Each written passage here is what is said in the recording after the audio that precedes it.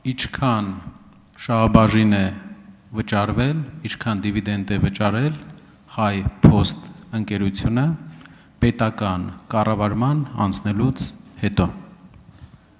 Պարոն Կարապետյան, շնորհակալություն հարցի համար։ Ես ուզում եմ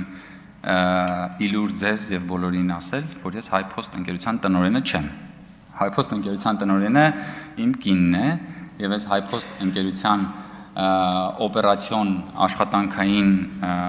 հարցերին չեմ խառնվում, Հայ Post ընկերության վճարած դիվիդենդների, Հայ Post ընկերության գործունեության վերաբերյալ դուք կարող եք ձեր հարցերը ուղղել Հայ Post ընկերությանը համապատասխան սահմանված կարգով, դուք կարող եք նաև շուտով լինելու են կառավարության հետ հարց ու պատասխաններ, դուք կարող եք կառավարությանը դիմել, Հայ Post ընկերությունը գտնվում է բարձր տեխնոլոգիական արդյունաբերության նախարարության ներքո, դուք կարող եք նաև իրենցից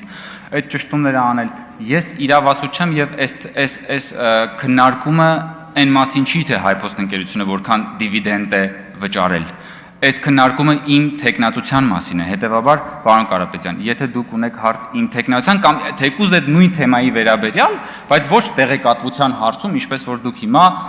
հարցնում եք, բնականաբար հարցրեք Հայ Post ընկերությանը եւ նրանք այդ մասին ձեզ պատշաճ տեղեկություն կհաղորդեն, բայց ես էլ օգտվելով առիթից, քանի որ դուք պետք է արձագանքեք, շատ է խոսվել այն մասին, որ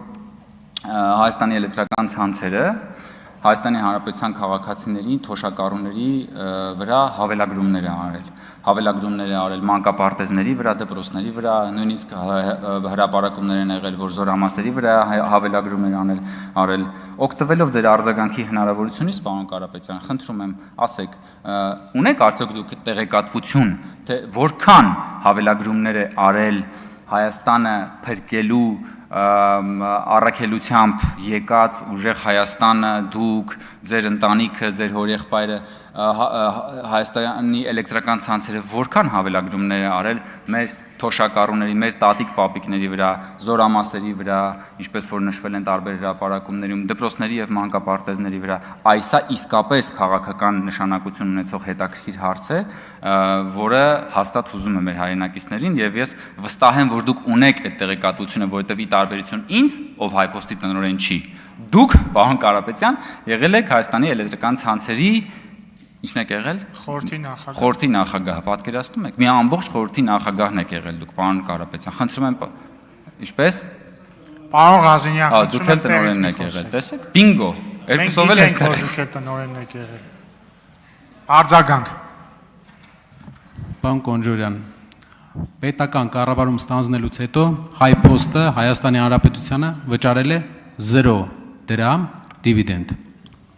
Ավելացրել է բազմաթիվ կետերով սակագները,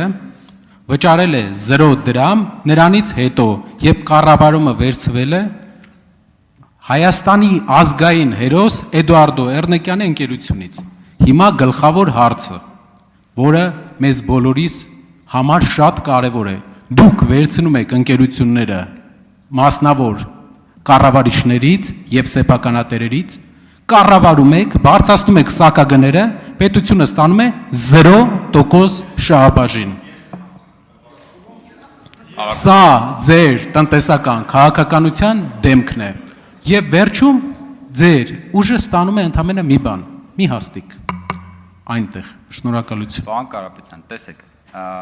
նախ պարոն Թունյանը, երբ որ ասում եք ինքը կպատասխանի, ենթադրում եմ նկատի ունենալով այն հանգամանքը, որ պարոն Թունյանը, եթե չեմ սխալվում, դուք ժամանակին եղել եք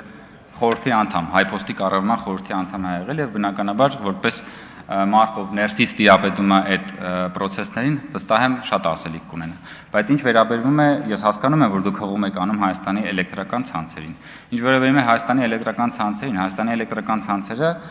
ստրատեգիական կառույց է եւ Հայաստանի էլեկտրական ցանցերի եւ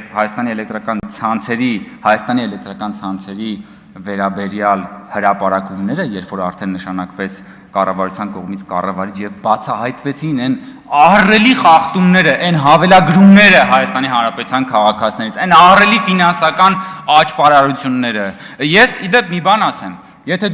դուք հաստատ հետևել եք, պարոն Ղազինյան, երբ որ 2024 դուք գիտեք, ես հասկացա, որ բանով էիք նայում, քաղաքացիական պայմանագիր խմբակցությունը Հայաց ներողություն 30 վայրկյան, էլի քաղաքացիական պայմանագիր խմբակցությունը 2024 թվականին կազմակերպեց հեծի վերաբերյալ հանրային քննարկում ազգային ժողովի 334 դահլիճում եւ խմբակցությունը քարի վրա չթողեց հեծի կառավարում այն ժամանակ հրավիրված հեծից մարդ չկար հրավիրված նախկին ՀՑԿՀ նախագահներ եւ այդտեղ մենք հասկացանք այն այլանդակությունները որ տեղի են ունեցել հեծում ու դրանից է նաեւ սկսվել այդ ամբողջ պատմությունը խորհրդարանական վերահսկողության շրջանակներում խմբակցությունը բացահայտեց այնպիսի խախտումներ որոնք որ պարզապես ապշեցրել էին բոլորին եւ հասարակությանը